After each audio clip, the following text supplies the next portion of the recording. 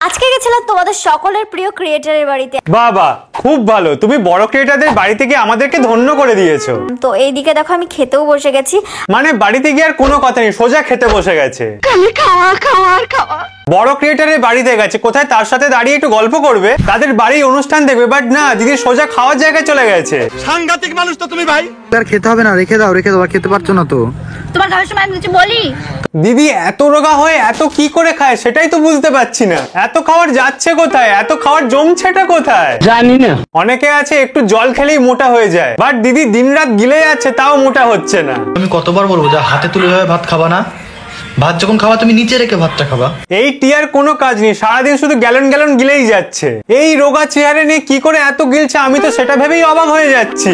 এক থালা ভাত চোখের নিমেষে গিলে নিচ্ছে, এক থালা মাংস পটপট করে গিলে নিচ্ছে। হ্যাঁ রে, ওটা তোর পেট নাকি কোনো আদিম যুগের গুহা?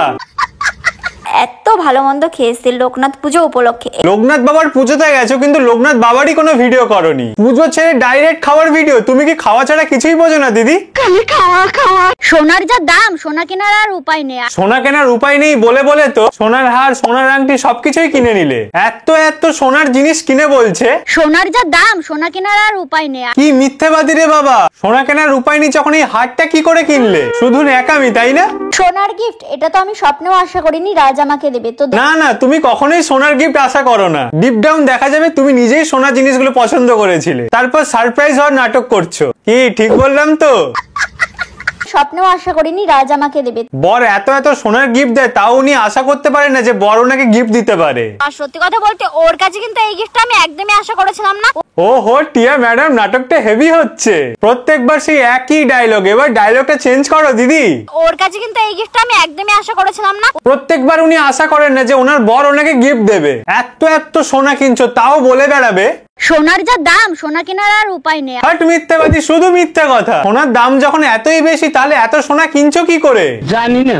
ভিডিও করে কতদিন তোদের সংসার চলবে? পড়াশোনা করার একটু। ঠিকই তো বলেছে, পড়াশোনা না করে এসব নোংরামি করে ভিউজ কামানোর কি দরকার? তাকে আমি বলতে চাই যে যেরকম আমি ভিডিও করি তার সাথে আমার পড়াশোনাটাকেও আমি ঠিক সেরকম ভাবেই চালাচ্ছি।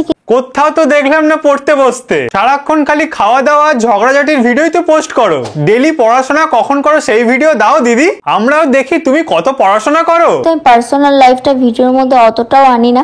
পার্সোনাল লাইফ যখন তুমি ভিডিওর মধ্যে আনোই না, তাহলে এগুলো কি?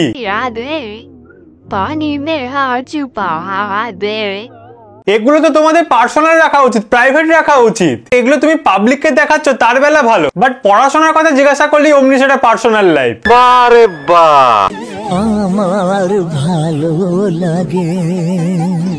চুল দিয়ে দিদি পা মুছে দিচ্ছে, বাপরে বাপ, দিদির কত প্রতিভক্তি, কতই না প্রতিব্রতা নারী। কি তোমরা এটাই ভাবছো তো? ইয়েস। ঘন্টা প্রতিব্রতা, এগুলো শুধু লোক দেখানো, আসলে তো বরকে ধরে পেটায়। কত জ্বর আমি দেখবো, ছাড়ো। কেন কাঁথা দিয়ে শুয়ে আছে? ভাই রে ভাই, এরকম খতরনাক বউ দেখে তো বিয়ে করার ইচ্ছাটাই মরে গেল।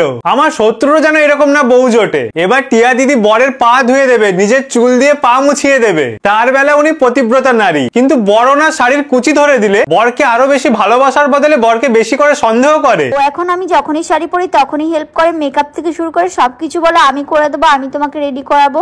তো আমি বুঝতে পারছি না ওর কি কোথাও চক্কর চলছে যে ও আমাকে এত যত্ন নিচ্ছে। আরে দিদি বলতেটা কি চাও? তোমার বর তোমার যত্ন করছে সেটা নিয়েও তোমার সন্দেহ? বর বেশি যত্ন করছে বলে ওর বরের নাকি চক্কর চলছে? আরে দিদি লজিকটা কোথায়? যখনই শাড়ি পরি তখনই হেল্প করে, মেকআপ থেকে শুরু করে সবকিছু বলে আমি করে দেবো, আমি তোমাকে রেডি করাবো। তোমাকে তোমার বর এত হেল্প করছে সে তো খুব ভালো কথা। তুমি তো খুবই ভাগ্যবতী, এরকম বর সব মেয়েরাই চায়। তোমার বর তোমাকে কত ভক্তি করে দেখো। অতি ভক্তি নাকি চোরের লক্ষণ? আমার বরের কিন্তু ভক্তি শ্রদ্ধা দিন দিন বেড়েই যাচ্ছে। ও তোমাকে তোমার বর ভক্তি শ্রদ্ধা করছে, তার মানে সে নিশ্চয়ই চোর, তাই তো? তোমার বর যদি তোমাকে ভক্তি শ্রদ্ধা না করে অ্যাভয়েড করে, তোমাকে সারাদিন বকাঝকা করে, তখনও তুমি বরের নামে কমপ্লেন করবে। তাহলে তোমার বর যাবেটা কোথায়? জানি না। বর যদি কেয়ার না করে তখন সন্দেহ করে বলবে আমার বর আমাকে কেয়ার করে না, নিশ্চয়ই অন্য কোনো মেয়ের সাথে চক্কর চালাচ্ছে। আবার বর যদি কেয়ার করে তখনও বলবে ওর কি কোথাও চক্কর চলছে যে ও আমাকে এত যত্ন নিচ্ছে। আরে ভাই, তোমার বর যাবেটা কোন দিকে?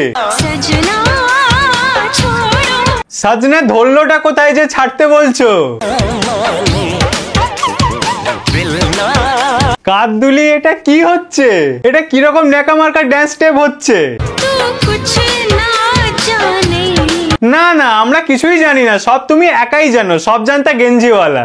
আবার বিয়েটা করেই ফেললাম। এই আর কবার বিয়ে করবি তোরা? আর কতবার বিয়ে হবে তোদের? এক মাথা সিঁদুর নিয়ে আবার বিয়ে করতে বসেছে। হে ভগবান, আর কি কি দেখতে হবে আমাকে? এই যে রাজের বাহানা, যখনই আমি খাবো তখনই ওকে খাইয়ে দিতে হবে। ওরে আমার আদ্দামরা ন্যাকা বাবু, বউ না খাইয়ে দিলে উনি খেতেই পারেন না। তোমার বাবুর কি হাত নেই, নিজের হাতে খেতে পারে না? যত সব ন্যাকামি। কি করছে এতক্ষণ ধরে? তাতে খাও তো ব্যাংকটা, আমার কাজ আছে। আর বিছানায় বসে কে ভাত মাংস খায়? বিছানাটা ঘুমানোর জায়গা দিদি, টেবিল চেয়ারে বসে খেতে পারো না? টেবিল চেয়ার না থাকলে মাটিতে বসে খাও। তোমরা তো কৃষ্ণ পূজা করো শুনেছি, আর যারা কৃষ্ণ পূজা করে তাদের এরকম বিছানায় বসে মাছ মাংস খাওয়া একদমই উচিত নয়। আমার যেটা মনে হয় সেটাই বললাম। আর যারা কৃষ্ণ পূজা করো তারা কমেন্ট করে জানাও আমি ঠিক বললাম নাকি ভুল। জীবনের প্রথমবার কিন্তু এরকম জলে আমি পা চুবালাম, আর আর আমিও জীবনে এত অবাক হলাম, এত বড় সেলিব্রিটি জলে পা দিয়েছে। তোমাদের তো আকাশে ওড়ার কথা, জলে পা দিয়েছে, বিশাল ব্যাপার। মাছগুলো ধন্য হয়ে গেল। মাছগুলো এসে আমার পায়ের মধ্যে পুরো ছেকে ধরেছিল। মাছগুলো পায়ে ঝেঁকে ধরে ভাবছে তোমার বুদ্ধিগুলো আদৌ মাথায় থাকে নাকি পায়ে থাকে, না হলে এরকম ভিডিও কে বানায়? আসলে আমার মনে হয় মানুষের মানসিকতা, মানুষের জ্ঞান বুদ্ধি, এটাই মানুষের সব থেকে বড় পরিচয়। টাকা পয়সা থেকে বিচার করা ঠিক না। সে না হয় বুঝলাম টাকা পয়সা আজ আছে কাল নেই, সেটা নিয়ে অহংকার করা একদমই ভালো নয়। বাট মানুষের জ্ঞান বিচার বুদ্ধি বিবেচনা মানসিকতা নিয়ে তুমি এত জ্ঞান দিচ্ছ, এগুলোর একটাও মানো? তুমি নিজেই তো বুদ্ধিহীনের মতো কাজ করো। স্বামী স্ত্রীর কোনো প্রাইভেসি নেই, এইসব ভিডিও পাবলিক করছো। অন্যদের জ্ঞান দিতে দারুণ মজা বলো, আগে এই জ্ঞানগুলো নিজেরা মেনে চলো। রাজ বলছে সানগ্লাস পরে নাকি আমাকে পুরো পাগল পাগল লাগছে। তো ছি রাত ছি, এত বাজে কথা তুমি তোমার বউকে কেন বলছো? সানগ্লাসের জন্য ইনাকে মোটেই পাগল লাগছে না, কারণ ইনি তো এমনিই পাগলামি করে বেড়ান। তো শুধু শুধু কেন বেচারা সানগ্লাসটাকে দোষ দিচ্ছ? শুধু সানগ্লাস পরলে পাগল লাগে না, সানগ্লাস খুলে রাখলেও ইনাকে পাগল লাগে। সত্যি ভাই, এদের কাণ্ড কারখানা দেখলেই মাথা খারাপ হয়ে যায়। তো ভিডিওটা ভালো লাগলে বন্ধুদের সাথে শেয়ার করে দিও, ফেসবুক পেজটা ফলো করে দিও, আর ইউটিউব চ্যানেলটা সাবস্ক্রাইব করে দিও। And wait for my next video.